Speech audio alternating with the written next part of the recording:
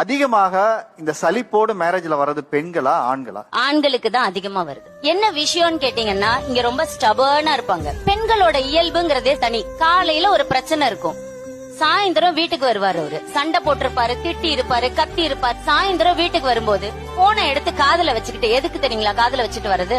காலையில நடந்தது இவ எப்படி இருக்கானே தெரியாது, பாத்துப்போம் ஒரு ரியாக்ஷன் நம்பன்னு காதுல போனை வச்சுக்கிட்டே உள்ளார வருவாரு.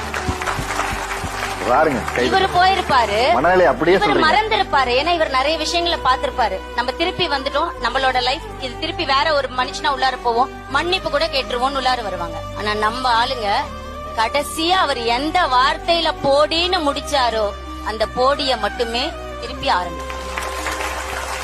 அவர் முடிச்சிட்டு போன வார்த்தைய அவங்களால மறந்திருக்கவே முடியாது. அக்செப்டன்ஸ் ஒரு இடம் வருது இல்லையா? இந்த அக்செப்டன்ஸ் யாருக்கு குறைவா இருக்கு? அதிகபட்சமா பெண்கள் கிட்ட அக்செப்டன்ஸ் இல்லன்னு சொல்ல முடியும்.